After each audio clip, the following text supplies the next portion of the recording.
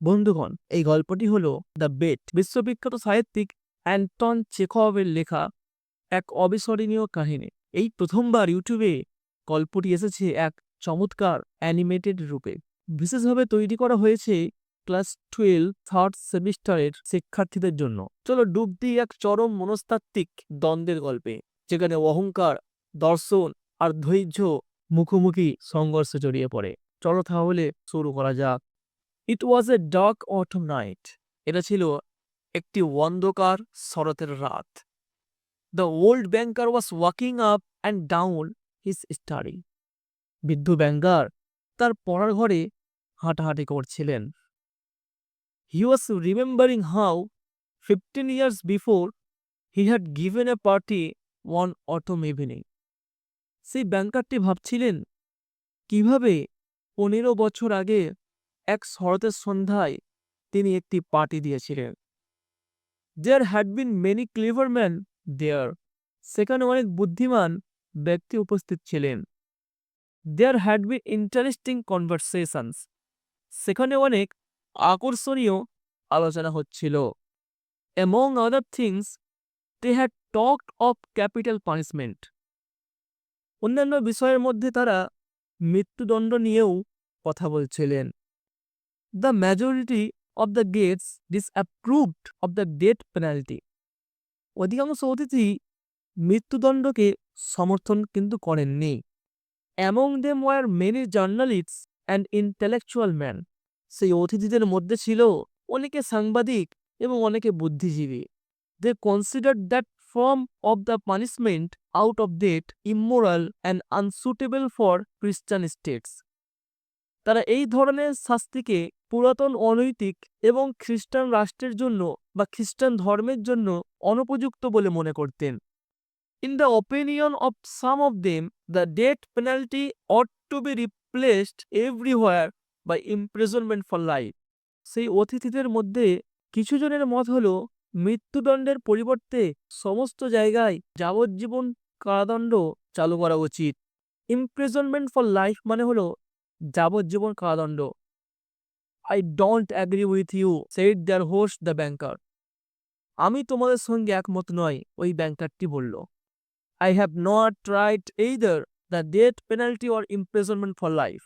ব্যাংকারটি বলছে, আমি মৃত্যুদণ্ড বা যাবজ্জীবনের অভিজ্ঞতা পাইনি। But if one may judge a priori, the death penalty is more moral and more human than imprisonment for life. Priori মানে হচ্ছে কোনো কিছু করার আগে সেটাকে অনুমান করা। তাই বলছে, কিন্তু যদি আগে থাকতে যদি বিচার করা হয়, মৃত্যুদণ্ড অনেক বেশি নৈতিক এবং মানবিক। Capital punishment kills a man at once. বলছে মৃত্যুদণ্ড একজন মানুষকে সঙ্গে সঙ্গে মেরে ফেলে।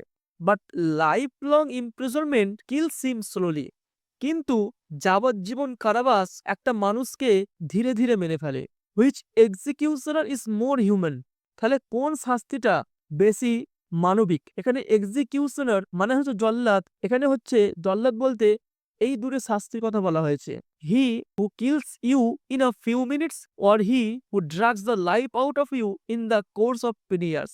তাহলে কোন শাস্তিটা বেশি মানবিক? যে কয়েক মিনিটে তোমাকে মেরে ফেলে, না যে বহু বছর ধরে ধীরে ধীরে তোমার জীবন কেড়ে নেয়? Both are equally moral, observed one of the guests. উভয়টি সমান অনৈতিক, মন্তব্য করলেন একজন অতিথি। For they both have the same object to take away life. কারণ ছিল দুটো শাস্তির উদ্দেশ্য কিন্তু একটাই, সেটা হচ্ছে জীবনকে কেড়ে নেওয়া। The state is not God. রাজ্য কিন্তু বা রাষ্ট্র কিন্তু ভগবান নয়। It has not the right to take away what it can not restore when it wants to. রাষ্ট্রের কোনো অধিকার নেই এমন কিছুকে কেড়ে নেওয়ার, যা সে ইচ্ছে মতো করে যখন সেটা প্রয়োজন হবে সেটাকে ফিরিয়ে দিতে পারবে না। Among the guests was a young lawyer, a young man of 5 and 20.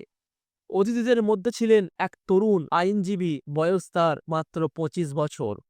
The death sentence and the life sentence are equally immoral. When he was asked his opinion, he said, যখন তার মতামত জানতে চাওয়া হলো, তিনি বললেন, The death sentence and the life sentence are equally immoral.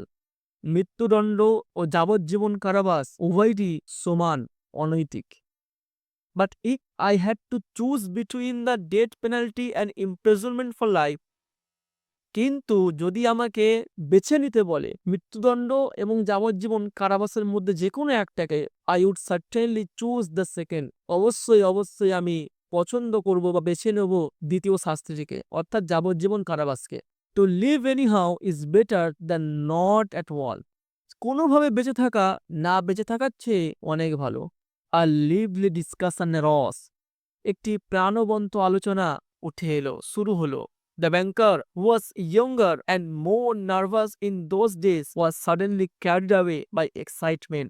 তখনকার দিনে ব্যাংকার ছিলেন একজন তরুণ এবং চঞ্চল। তিনি হঠাৎ উত্তেজনায় ভেসে গেলেন। He struck the table with his fist and shouted at the young man. তিনি টেবিলে তিনার হাত দিয়ে আঘাত করলেন, তরুণের দিকে চিৎকার করে বললেন, it's not true, I will bet you 2 million you would not stay in solitary confinement for 5 years. এটা ঠিক নয়, আমি তোমার সঙ্গে 2 মিলিয়ন বাজি রাখছি, তুমি একাকী ঘরে 5 বছর থাকতে পারবে না। If you mean that in earnest, said the young man, I will take the bet. যদি আপনি সত্যি কথা বলেন, আপনি যদি 2 মিলিয়নের বাজি রাখেন, তাহলে আমি এই বাজি ধরছি। But I would stay not 5 but 15 years. তবে আমি 5 বছর নয়, 15 বছর থাকবো। 15 ডন, carry the banker.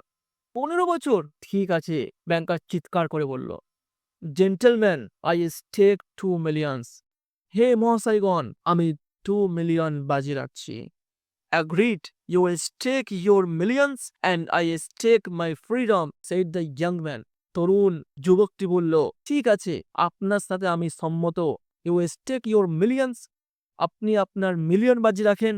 I stake my freedom, আমি আমার স্বাধীনতা বাজি রাখলাম। And this wild, senseless bet was carried out.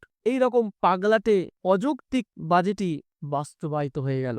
The banker is spoiled and frivolous, with millions beyond his reckoning, was delighted at the bet.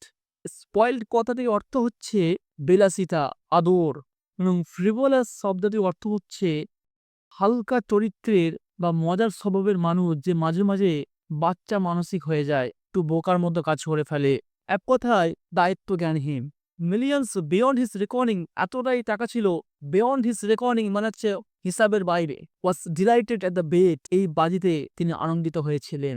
তাহলে ব্যাংকার, যার অগণিত টাকা ছিল, তিনি এই বাজিতে আনন্দিত হয়েছিলেন। At supper he made fun of the young man and said, supper মানে হচ্ছে রাতের খাবার। রাতের খাবারে তিনি তরুণকে নিয়ে হাসি ঠাট্টা করলেন এবং বললেন, think better of it young man, while there is still time.